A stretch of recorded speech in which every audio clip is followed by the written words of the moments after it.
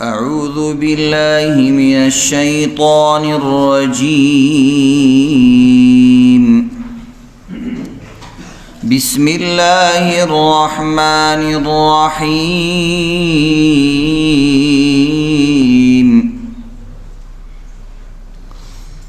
الذين يؤمنون بالغيب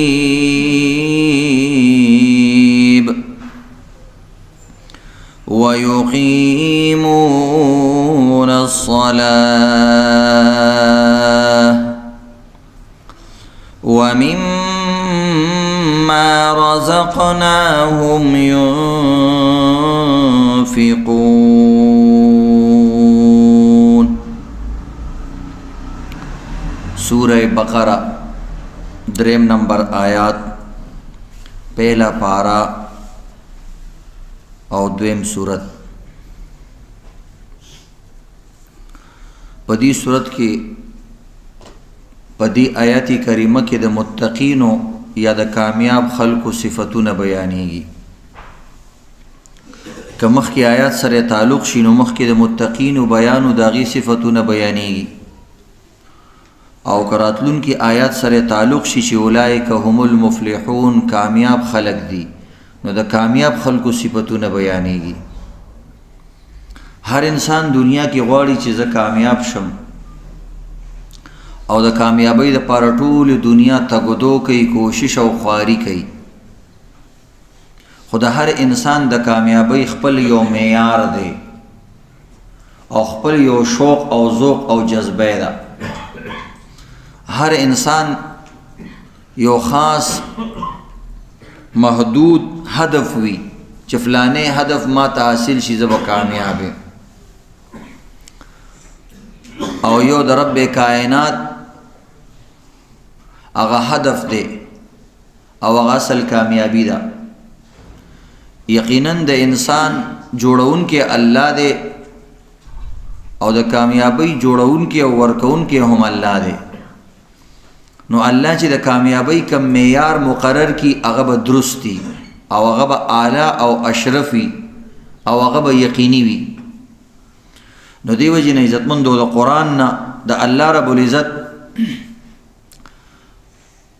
د کامیابی هغه معیار بیانېږي. نو هغې کې اول عقیده بیان کړه چې انسان به هله کامیابیږي چې د نظریه درستی، سوچ او فکر یې درستی، د زړه دنیا د برابرۍ. د ټول نه اول د زړه خبره ده، او زړه سره د الله سره خصوصي تعلقي. نو هغه بیان کو بده کې الذین یؤمنون بالغیب، اپنی دل کی دنیا درست کر لو، اس کا قبلہ درست کر لو. د زړه دنیا قبله هم درست ساتي. دانه چې ته زړه خو باطن دی، او زړه باندې چا واک او اختیاري نه، دلته په زړه باندې د الله په باره کې خپل واک او اختیار ساتي. او هغه به اختیار سيزونه چې ستا په زړه کې راشي هغه درته الله معاف کړي دي. سوچونه، اسی فکرونه، اسی وایي خبرې هغه معاف دي. رفع عن الامة الخطأ والنسيان. خطا غلطی او خطا کې د نکم کارو شي یا په یاره باندې هغه خیر دی، معاف دی. خو یؤمنون قصد او اراده او تصدیق او مضبوط اراده بنکه د غلطو کارونو.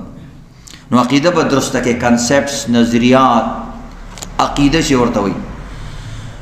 نو اوس درته دویم څیز بیانوي، ویقیمون الصلاة. چې کله دې د زړه قبله سیده کړه نو اوس خپل ظاهري قبله هم درسته کا، الله ته مخ کا.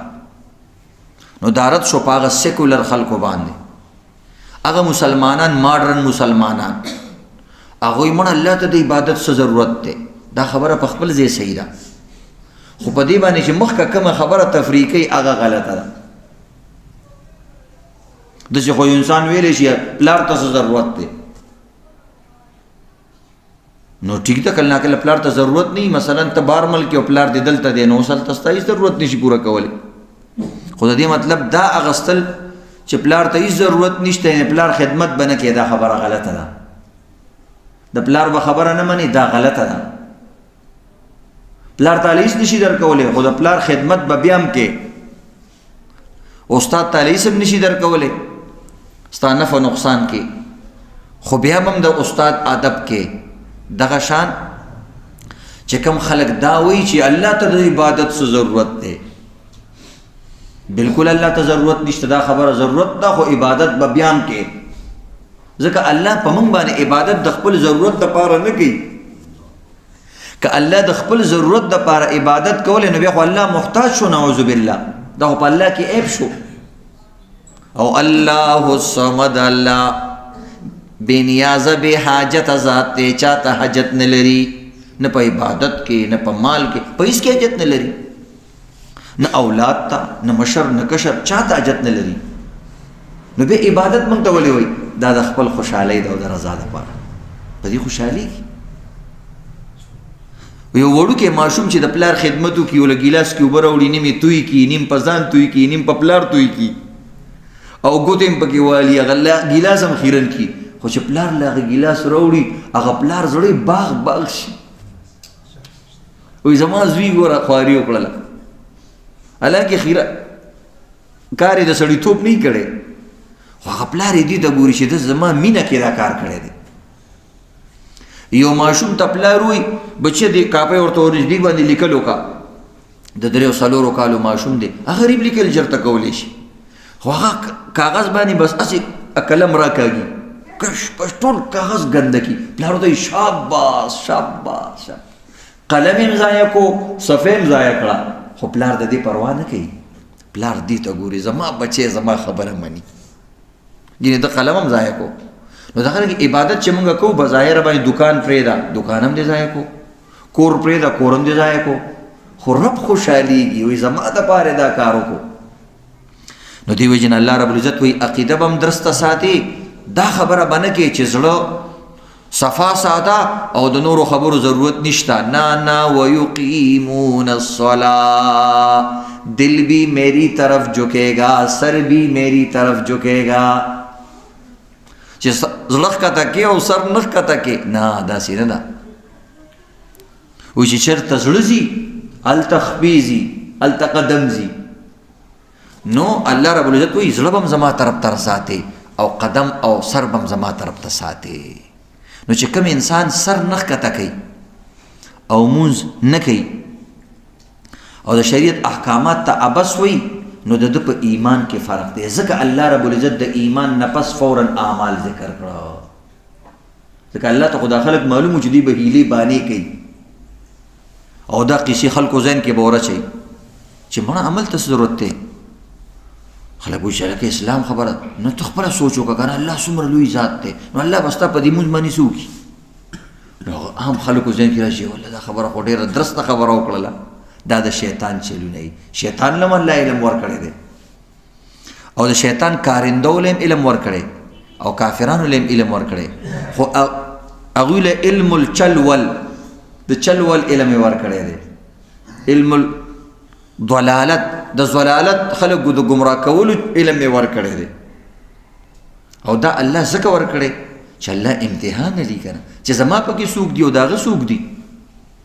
یو زوی چې ستا دشمن سره ودرېږي نو ته د هغه زوی دا سر ولې چې زه دشمن خو دشمن دی، نو ستا څه کار دی چې دا خطر ته ولاړ وي او ټول عمر هغه زوی سره خبرې پرېږدي.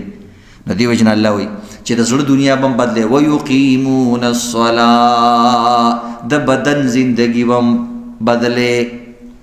که ته وایې چې بدن دې زما څنګه خوښه دی، میرا جسم میری مرضی، دا د دې خلاف دی. نه، ویقیمون الصلاة، جسم کو بھی اللہ کے تابع بناؤ.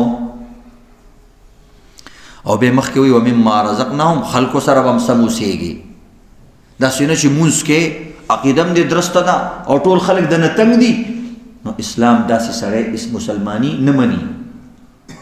وی نورو خلکو له هم تکلیف نه ورکوي. دومره بهترین دین کوم ځای کې دی، په یو آیات کې د ټول کائنات دپاره دومره ښکلی مضمون پیش کو، په یو لکیره کې، په یو سطر کې. دا څوک پیش کولی چې د الله نه سوا په دې باندې چې نور ځینو کې لیکل کېږي پوره یو 10 صفحې 20 صفحې مضمون لیکل کېږي یا کتابونه پې لیکل کېږي. الله یو آیات کې پوره د زندګۍ مقصد بیان کو، عقیده درست، خپل عمل هم درست، نور سره معاملات درست. بس دقه مسلمانی ده.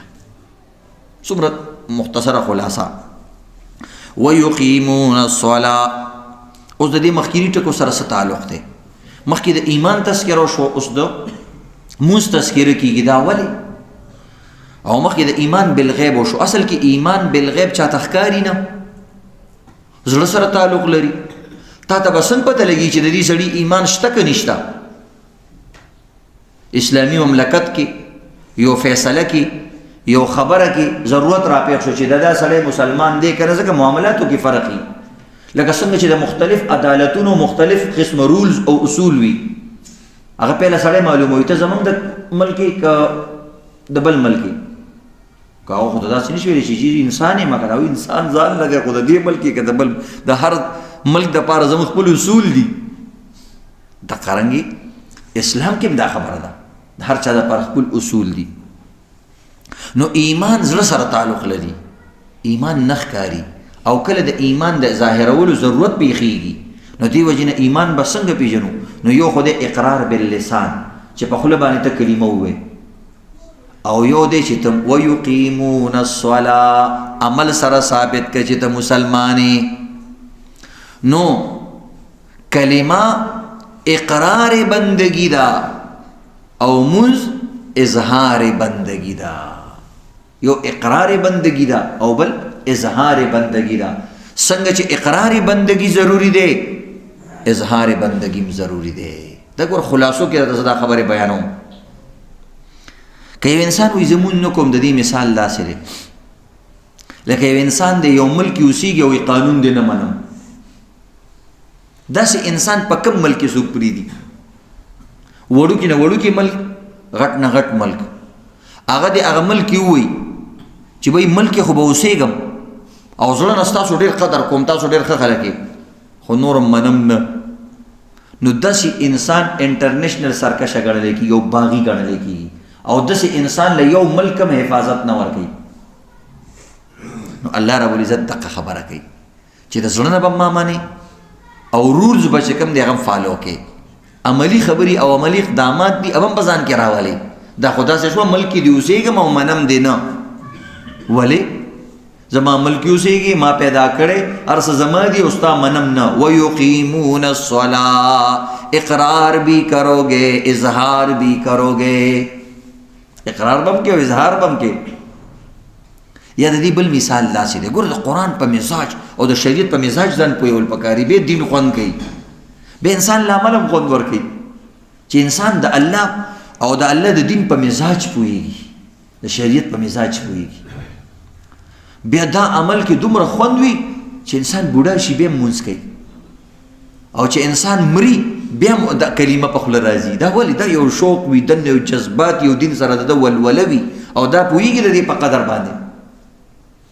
او چې نه بیا د مرګ په وخت کې ګډې وډې وایي او اړتو پړتو وایي او ګډ وډې خبرې کوي. الله دې زموږ حفاظت وکړي. د دې مثال داسې دی، یو انسان چې کلمه وایي او عمل نه کوي، وایي ظاهر د څه اعتبار دی، او منځ ګوره. کله نه کله د رحمان بابا شعر ګوري، وایي په ظاهر لباس مت روزه رحمانا منځې ګوره چې چغزي دی که مټاک. وایي ګوره رحمان بابا مې ظاهري لباس ته مه ګوره. هغه خو دې ته وایي چې مثلا چې یو انسان صرف په ظاهر سم وي او منځ کې مسلمان نه وي، په ده دوکه نه شي. هغه هم دقه خبره کوي چې ظاهر هم پکار دی، خو د ظاهر سره سره اصل باطن دی. الله هم پهله باطن ذکر کوي، هغه د ظاهر نفي نه کوي. د دې مثال داسې دی عزتمندو، لکه یو سړی د یو ملک فوجي دی او د هغه ملک سره انتهایی مینه ده، او په هغه ملک باندې خپل جان مال خپل وینې ورکوي. د هر فوجي هم دغه مقصد وي چې خپل سر به ورکوم. د هر مجاهد دغه جذبه وي. خو یو ځل داسې کار وکړي دا فوجي، مثلا د پاکستان فوجي دی او د هندوستان کپړې واچولې د فوجیانو. اوه دا عظیم جرم دی په فوج. یا مثلا د هندوستان فوجي دی او هغه د پاکستان فوجي وردی واچوله، نو فوراً هغه سسپینډ کیږي او هغه باندې سزا خېږي. چې هغه عدالت کې حاضر شي، هغه عدالت ته وایي جناب جج صاحب زما زړه کې د ملک ډېره زیاته مینه ده او ما نه خیر دی غلطي وشوه یا غلطي رانده شوې، څه ضرورت دی؟ کپړې دي خو دا زمونږ کپړه هم په چینه کې جوړه شوې ده او د پاکستان کپړه هم په چینه کې یو مشین باندې جوړه شوې ده، خو د هغې رنګ لږ داسې دی او د دې رنګ داسې دی، نو څه چلو شو؟ زه کور کې مختلف رنګونه اچوم، نن مې د پاکستان رنګ خوښ شو، نن مې پکې دا واچو. یا پاکستانی فوجي وایي څه چلو شو؟ هندوستان کې زمونږ مسلمانان رونه دي او هغه فوج کې مسلمانان شته، که ما د هغې کپړې واچول نو څه چلو شو؟ زما په ایمان ولې شک کوئ؟ ملک ته د خبره نه مني. هغوی زما زړه کې ترمامیټر څه شی راوالي چک کوي، که زما زړه کې بله مینه وه نو ما پانسي کوي، هغوی نه په دې به هم د پانسي کوو. دا ملک دشمني ده چې تا دپاره رول جوړ شو ظاهري دپاره، نو باطن به هم مینه ساتي ملک سره، ظاهر به هم ساتي. دقه مثال د مونځ او د ایمان دی. زړه کې به هم ایمان ساتي، فوجي کپړې به هم د خپل ملک استعمالی او جماعت ته به مونځ لځي، چرچ ته به نه ځي او چې د مونځ ټایم شو مونځ به نه قضا کوي. دقه مثال دی. امید لرم چې ستاسو ذهن کې به د مونځ مثالونه او دا شکوک او شبهات به رفع شوي. الذین یؤمنون بالغیب، نو الله د ایمان بالغیب نه پس د مونځ تذکره کوي، ځکه ایمان زړه کې پټ دی، چاته پته نه لګي. مسلمان به څنګه پیژني؟ وی ویقیمون الصلاة، د حی علی الفلاح په آواز به جومات ته راځي او د حی علی الفلاح په آواز به جان ماس خوړی، رب ته به خپل جبین ښکته کوي. دا سر چې په لکونو روپو چاته نه ښکته کېږي، د حی علی الفلاح په آواز به رب کائنات ته ښکته کېږي. دغه مسلمان دی الله وایي. او د دې نه دا معلومه شوه چې د ایمان نه پس د ټولو نه عظیم عبادت مونځ دی، ځکه د ایمان نه پس یې د مونځ تذکره وکړه.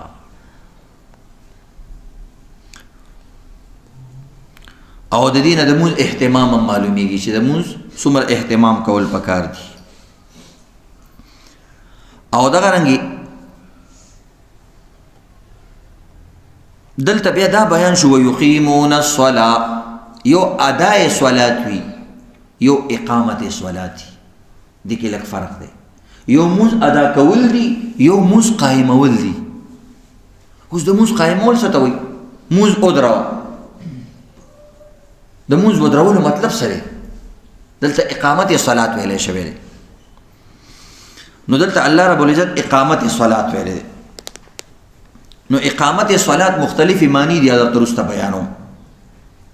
اوس مې درته ربطونه بیان کړه، تعلق چې د ایمان بالغیب نه پسې دا ولې تذکره وکړه. نو درته یو علامت دا شو چې د ایماندار سړي علامت دا دی چې دا به مونځ کوي، او د بې ایمانه سړي علامت دا دی چې مونځ به نه کوي. د دې عکس نه دا خبره معلومیږي. او دویمه ته دغه خبره بیان شوه چې ایمان سره او نظریه سره سره عمل به ابس نه ګړي مسلمان سره، چې کوم عمل ته ابس وي د په اسلام کې شک دی. یا او کومون نه کوي نو درې قسمه نه به خالی نه وي، یا خو به کافری ځکه به مونځ نه کوي، او یا به منافقي ځکه مونځ نه کوي، او دریم دا د ایمان به حد درجه کمزوري. ایمان خو شته، یو سړي زړه کې واقعي عقیده د الله مني، یو مونځ هم نه دی کړی، نو مونږ دا نشو ویلی چې دا کافر دی. خو د کافر په شان دی ظاهرا، لکه یو حدیث کې راځي چې کوم انسان مونځ قضا کو وی دا کافر شو قصدن، نو هلته مطلب دا دی، یا مطلب دا دی کفر ته نږدې شو، خدای دې ورته خیر پیښ کړي، او په غلطه لار روان شو. دا کومه لار باندې چې دا روان دی دا د کافرانو لار ده. او یا مطلب دی کفر ته قریب شو، یا مطلب یې دا دی چې کوم انسان قصدن مونځ قضا کو دا ظاهرا د کافر پشان شو، هغه مونځ نه کوي او دا مونځ نه کوي، نو دا ماسې بوتل دی دغه پشان. نو مطلب یې دا دی کمزور مسلمان دی. دغه د حدیثو مطلب دی. نو د ایمان نه پسې مونځ ذکر کو، حقوق الله، بیا ورپسې حقوق العباد ذکر کوي. د دې مثال د ونې دی.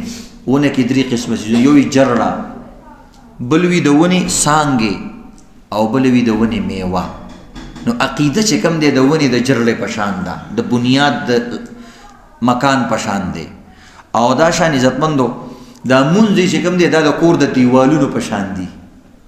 او دغه د ونې د څانګو په شان دی بغیر څانګو اونم خوند نه کوي جس یو نیغ تنه ولاړ وي او څانګې پکې نه وي ونه خو خوند نه کوي کوم مسلمان مونږ نه کوي د هغې مثال دغه د دنګې ونې په شان دی او بیا ومما رزقناهم ينفقون چې نورو سره هم ښیي نو بیا د ونې د میوو په شان دی یا د کور د ډیکوریشن په شان دی کور دې جوړ کړی دیوالونه هم شته خو نه پکې پکې شته نه پکې بلب شته نه پکې قالین شته نه پکې باتروم شته نه پکې د راحت سامان شته نو په داسې قادري کې قبرونه مې هغه هم جوړ شوي کور خو د سهولت دپاره چې ښایسته ښایسته څیزونه یې پکې نو دا چې بل دپاره کوم مسلمان ښیي د دې مثال د هغه کور دی چې ډیکوریټډ کور وي ښایسته ښکلی کور وي او هر قسمه سهولت نه باندې ښایسته وي دلته الله رب العزت بدني اعمال ذکر کوي ويقيمون الصلاه د دین ټول هغه اعمال مراد دي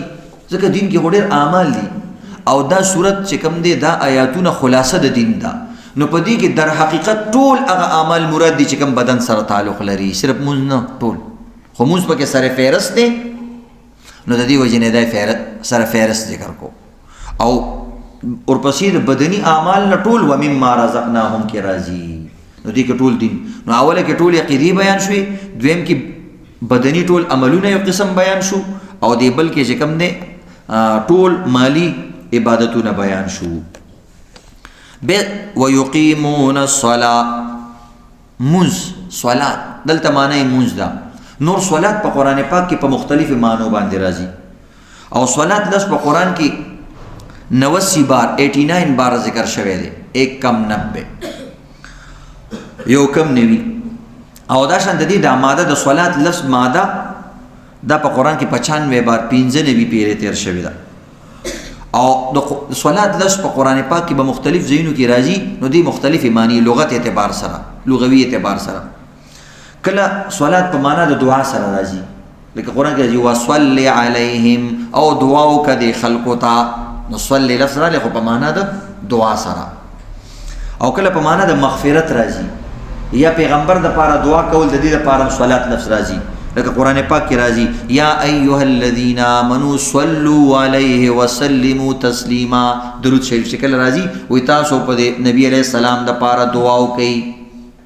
عربی کې ورته دعا وای او په فارسی او پښتو کې ورته درود شریف وای درود وای نو کله صلات په معنا د درود شریف هم راځي درود شریف یا په دعا او دا شان کله جنازې ته صلات ویل کیږي ولا تصلي على احد منهم مات ابدا الله نبی علیہ السلام ته کوم سړی چې مشرک مرشي او منافق مرشي وې د منځونه مکوا دلته د صلات نه مراد نماز جنازه ده نو کله د دې معنی راځي کله ما صلات په معنی د تسبیحات سره راځي لکه الله کل قد علم صلاته وتسبيحه قران پاک کې دا استعمال شوی او کله صلات په معنا د خاص مونږ سره راځي دا خاص ارکان سجده کول رکوع کول الله ته ودرېدل دې ته صلات وایي دلته په صلات په معنا د دې خاص مونږ د خاص طریقې کار ويقيمون الصلاة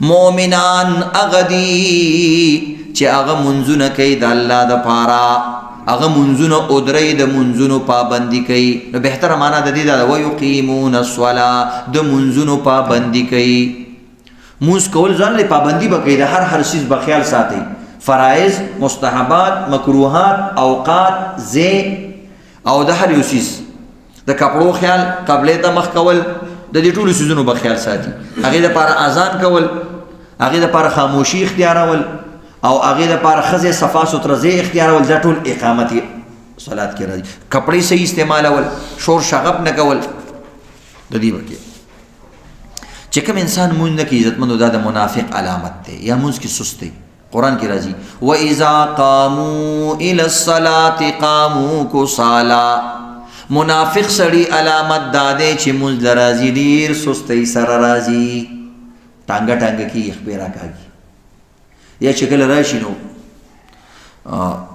خوندې نه شوق سره ذوق سره مونږ نه کوي نو مونږ خو قبليږي خدا د منافق علامت ده تاسو یقینو کې د صحابه د اولیاء او د مونږ واقعات ووري بنده حیران شي او به سړي ته پتو لري چې الله رب العزت قران کې بار د مونږ ولې تذکرہ کړي او مونږ ولې دومره لوی عبادت ده او عربو کې دا یو عجیبه صفت دی هغوی مونځ ډېر کوي چرسي پوډري سړی وي او بس مونځ ته بودرېږي او په هر ځای کې مونځ کوي مونځ نه پرېږدي زمونږ خلک بانې کوي جي پرتوګ مې ګنده دی خیرن ته ګنده پرتوګ ګرځي شرمېږي نه څومره د شرم خبره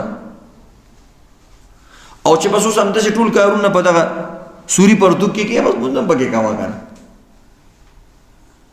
دا بانې دي عزتمندو کپړې مې وایي نجسې دي او که ته تاسې بل ځای کې وایي خیرنه سم غوسه کېږي وایي هلکه چاته دې خیرن وویل او خیر شه او ډېر نیغ نیغ راځي هلکه تا بل وخت نه ویلې چې زه خیرن ګرځم مونځ ټیم چې نه مکې کېدی په خپله دې ځان ته نجس ویلو مونږ ورته خیرن وویله خیرن خو بیا مونځ کېږي د نجس خو مونځ هم نه کېږي تا ویله نجس یم جنازې په دې خبره خلکو نه پاتې کېږي د جمعې مونځ پاتې شي ټیک ټاکي دعوت له رواني واده کې شریک شي چې ته ورته مونځ یاره شک مې دی په کپړو کې نو داسې نه دي وړو وړو بهانو سره ایمان نه پس لوی عبادت مونځ دی تاسو وګورئ عزتمندو زموږ فقهاو د دې عجیبه صورتونه بیان کړي و یو انسان دی هغه پانسي کېږي تختیدار باندې ولاړ دی د دې نه خطرناک ټیم نشته چې په دغه وخت کې انسان باندې ټول نه لوی تکلیف د مرګ تکلیفي او تختیدار باندې چې به پانسي کېږي هغه خو هر سیکنډ کې مري او دا خطرناک مرګي زموږ شریعت وایي چې په تختیدار باندې ولاړ یو د مونځ ټیمې بیا به مونځ کوې سوچ کوه اوس هلته سوال راځي چې مونځ به څنګه کوې هلته خو یې ته تړلی د لاسونو نه نو هغوی د لاس نه یې تړلی چې څه طریقې سره مونځ کولی شي حقه شانې کوه جي اودس له مې نه پرېږدي بلکل دې نه بیا اودس یې کوه سر به الله ته ښکته کوې الله به دې خوشحالي او ستا نه پیسه ځي سر به دې هسې هم کټ کېږي نو چې په دې حالت کې کټ شي چې الله ته ښکته شوی یو ستا سر کټ شي څومره بهترین مثال دی زی خو مازم دی خو چې رب کریم ته دې سر ښکته وي د قیامت پر ورځ داسې راپاڅېږي ګناهګار یم خو الله وایي چې کم ټایم کې د ده سر ښکته کېدو د ده سر کټ کېدو نو د سر کټ کېدو نه مخکې ما ته ښکته کېدو په دې یو عمل مې بنده بخلی دی څومره لوی سر خو داسې ځي پرېږدي خو دې نه خو ښه نه دی چې په عشق کې لاړ شي د چا په محبت کې لاړ شي او د چا سره تعلق کې لاړ شي دنیا نه خاص ځي نو تختیدار باندې به مونځ کې که کپړې دې ګنده دي مثلا په میتیازو باندې یا په وینه باندې هم به مونځ کې ګنده کپړو کې دې مونځ کېږي زموږ فقهاو داسې مونځونه لیکلي دي چې مثلا فاقد الطهورین چې د سره اوبه هم نه او خاور هم نه وی خبره ختمه ما اودس کوه او مه تیمم کوه او مونځ کوه داسې احکامات هم شته نو دا څومره اسانه خبره نو مونځ د باني نه دي لټول پکار دویم مثال درته در کوم فقهاو لیکلی بېادبي دي معافي چې کومې ښځې ماشوم کېږي په هغه وخت کې مو دا مونځ کوي چې تکلیف ورته نه وي او د هغې عجیبه عجیبه مثالونه بیان کړي ماشومان ناست دي اوس هغه نه شو بیانوي ښه اشاره مې درته وکړله نو دغه حال کې به هغه مونځ کوي چې تکلیف سره نه مخامخ زموږ خلک هغه وخت کې مزې چرچې کوي او وی خوځېږي را خوځېږي ما د صحابو عجیبه منځونه و عزتمندو د تابعینو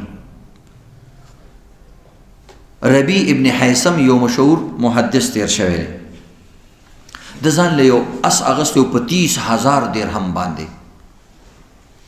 سوچ کوي چې په دې وخت کې په پوره جاز کېږي نو لینډلاډ سړی تکړه مالدار نو ځان له یو اس اغستی اس ډېر قیمتي اسونه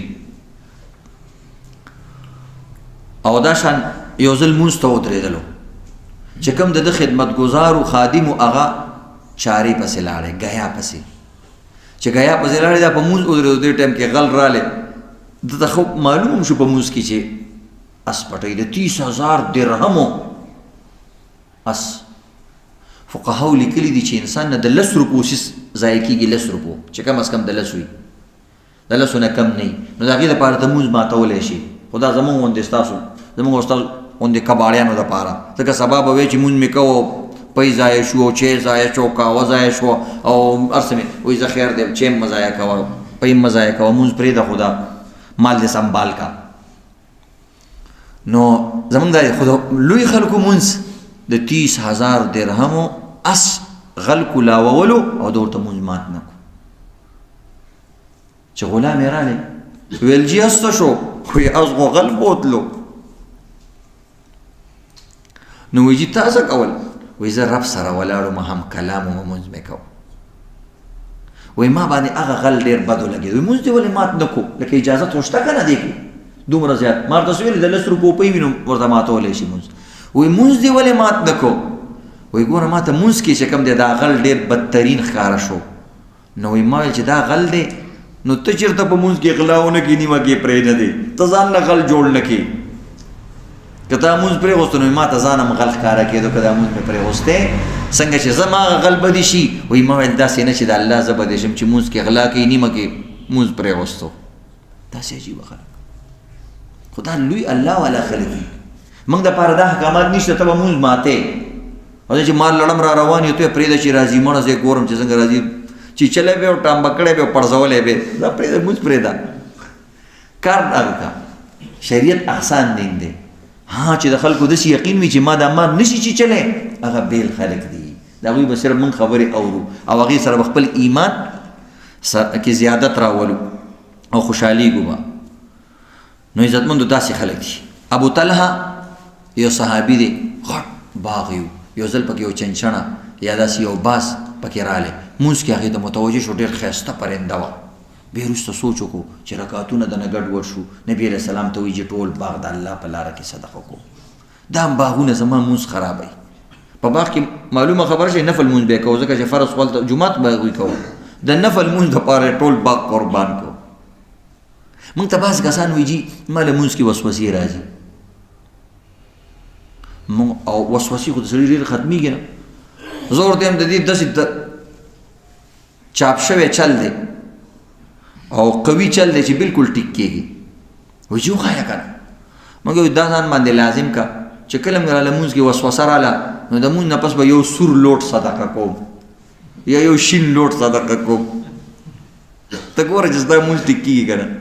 موږ هر څه باندې خرچه کوو په سایکل خرچه کوو د نسوارو په ډبې کې مو خلک غمي لګوي او شیشه پکې لګوي سات پس ګوري چې هلکه نسوار مې صحیح چوري که نه.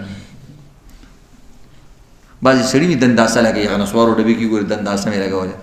سړو دومره دنداسه نه دي لګول پکار چې شونډې سرې شي هلکه سناوې خو ځان نه ودې جوړی. ها که داسې دنداسه وي چې رنګ یې نه وي غاښونه پرې پاکولی شي. نو د نسوارو په ډبي باندې خرچه کې بعضې یینو کې لیندې وي لینده پېژنې ماشومان چې پې مرغۍ ولي او دا څیزونه پې ولي په هغه لیندو باندې هغوی ښایسته ښایسته غمي لګولي او عجیبه عجیبه زونډي ورته لګولي. په پرتوغاښ باندې خلک خرچې کوي. پرتوغاښ ته زونډي جوړوي یو بل ته هغې تراش کړه که نه د وګوره که نه پرتوغاښ لمن اوچتې خلکو ته پرتوغاښ ونښئ. لکه ګوره دا د ګپ شپ خبرې دي عزتمندو خو دا ایمان موږ خپل ایمان ته وګورو. په وړو کې پینونه هلکانو پیدا کړي په هغې کې غمي لګولي په پینونو کې کیمرې لګولي دي دومره ترقي ده. ډیکوریشن والا بلپونه کورونو کې لګېدلي رنګ برنګي 10 قسمه 20 قسمه رڼاګانې کوي. په موټرو کې عجیبه عجیبه لایټس لګېدلي وي. مونځ دپاره خوشي نشته جي مونځ کې سوچونه راځي بلکل درځي علاج یې شته لږې پیسې پې خرچ کا جي مونځ باندې به څنګه پیسې خرچ کوم موږ بلکل پې خرچ کېږي. ته ځان باندې لازم کا چې کله مې مونځ کې غلط سوچونه کړو بس 100 روپۍ به ورکوم. ته یقین وکړه تا شیطان دل رام شي که نه بلکل سړی خو دې کو زره سوچ نه کوي او چې کله پیسې پې نه خرچ کېږي کله سر ګرئ کله شا ګرئ کله پرتوغاښ لوبې کوي کله ګیره کې ګوتې وایي کله سر کې ګوتې وایي که سر کې سپږې ګوري مونځ کې دا حالات دي. وجه دا دي چې مونځ داسې کار نه ښکاري. ته یو ځل ځان باندې راځي چې مونځ کې به ټوخی نه کومه کوم یې کو. اوس دا شکر دی کرونا د وجې نه د جوماتونو نه ټوخي ختم شو کینې له ټوخو نه به مړ شو. موږ به په مونځ کې غلط او کله د یو طرف نه ټوخی موږ که چېرته موږ ته وایي چې لکه قرات دی غلط کو زر سوچ کوو چې خدای پاکه څه چل دی به د کرونا د وجې نه دا یو غټ کار و چې اوس ټوخي بند شو یا که ټوخي کېږي 100 کسانو ته یې وروره خدای ته وګوره د جومات ته مه راځه. بعض وخت دا بیماري که نه ګوره د انسان د مختلفې فایدې وي پکې. یو فایده پکې دا وشوه ټوخن خلک د جوماتونو نه ډېر بند شو یا ټوخي ښه شو څومره اسان علاج دی. نو بهرحال عزتمندو مونځ داسې جوړول پکار دي، جرمانه کله کله ځان باندې لګول پکار دي چې مونځ ښځه بالفرض سوچ باندې خو ګرانه ده، په دې باندې خو ځان باندې جرمانه ولګوه کنه چې مونځ رانه قضا شي دومره روپۍ به ورکوم، په دې خو جرمانه ولګوه کنه. نو بس مونځونه نه کوي. مولیانو باره کې مشهور دی، مولیان غریبانان د مونځ قضا کولو په ارمان مړه شي. که یو مقتدیم راځي امام خامخا راځي، وی مولیان اوس مولیان ډېر شو، پخوا مولیان کم وو، نو بس وروره جومات ته به یې خامخا ځان رسو، خلکو به اهتمام کو د مونځ. اوس خو امام دی او خطیب دی او نائب دی او د نائب دی، اوس پکې کار آسان شو. یعنې پخواني مولیانو باره کې مشهور وي مولیان به د مونځ په قضا کولو په ارمان مړه شو، چېرته داسې ورځ به م راشي چې موږ مونځ نه کړی. نو دغه رنګې عزتمند د مونځ سره شوق لرل پکار دي چې تا ته داسې یاد هم نه چې ما لمونځ قضا شوی دی. دې ته وایي ویقیمون الصلاة، د مونځ به خیال ساتي، د مونځ به اهتمام کوي، مونځ سره به دلي لګاو ساتي، دغه مسلمان دی. سعید ابن المسیب یو تابعی تیر شوی، هغه وایي چې 20 کالو پورې زما یاد شي چې 20 کالو کې یو ورځ هم داسې نه ده راغلی چې مؤذن اذان کړي یو جمعات کې موجود نه یم. مونځ وروسته خبره د مونځ نه نیمه ګنټه 20 منټه مخکې زه جمعات مؤذن اذان نه زه مخکې موجود یم. خدا فضایل ستاسو دپاره نه دي ځکه تاسو مخکې مه راځئ، دلته چې راشئ بیا کړتې کوئ. نو دا هغه خلکو دپاره چې څوک ذکر کوي، عبادت کوي یا خاموش سره خبرې کوي. دلته بعض کسان هغه چې خبرې کوي دننه مطالعه کوي او بر طلبا ناسي سبق وایي، خو وروره بیا دغه نه کېږي چې کوم انسان عبادت دپاره راځي نو مونځ نه مخکې، او بیا وایي 50 کاله داسې شوي دي زما چې تکبیر اوله مانه نه دی فوت شوی، 20 کاله خو اذان نه مخکې راغلی، خو کله اذان نه وروسته هم بیا راغلی دی، خو 50 کاله داسې شوي دي چې امام الله اکبر کړي او زه موجود نیم، داسې نه دي شوي. دې ته وایي اقامت صلاة. او وایي 50 کاله داسې شوي دي چې په اول صف کې ما خامخا مونځ کړی دی، اول صف نه نیم تللی، یخي طرف ته ګس طرف ته خو مونځ میزان رسولی دی. دا امام غزالی رحمت الله علیه د باره کې لیکلي دي. او حضرت عثمان رضی الله تعالی عنہ یو ځل فرض مونځ وکړو او بیا مقام ابراهیم نه شاته ودرېدو او د وترو په یو رکعت کې پوره قرآن وویلو، مونځ سره داسې شوق. او حضرت علی رضی الله تعالی عنہ به چې کله اذان وشو د به رنګ بدل شو، د مونځ دومره اهتمام و. دې ته وایي اقامت صلاة. وایي چهره به متغیر شوه، رنګ به بدل شو. چا به یې تپوس کو څه چل د باندې وشو؟ هغه وایي د امانت وخت راغلی، د امانت د ادایګي وخت راغلی. دا هغه امانت دی دا مونځ او دا دین چې دا الله په ځمکو اسمانونو باندې پیش کړو، هغوی قبول نه کړو. دومره دروند دی او دومره وزني او قیمتي دی چې زه به یې پوره کړی شم که نه. او الله په ما بروسه وکړله چې دا انسان یې کولی شي، الله مال راکړو دا قیمتي دین. وایي د هغه امانت د ادایګي وخت دی چې وبه یې کړی شم که نه، صحیح به ادا کړی شم که نه. نو دې ته وایي ویقیمون الصلاة. مؤمن سړی هغه دی چې دا به مونځ ودروي او د مونځ به ډېر خیال ساتي. زمون خلک څه کوي؟ مسجد تو بنا دی پل بر میں ایمان کے حرارت والوں نے، مسجد تو بنا دی پل بر میں ایمان کے حرارت والوں نے، من اپنا پرانا پاپی ہے عمر بر میں نمازی بن نہ سکا. جماعت د پاره اعلان شو، بس په یو ورځ کې چاندر یاره زبردست د پلاني دې جماعت په یو ورځ کې جوړ شو.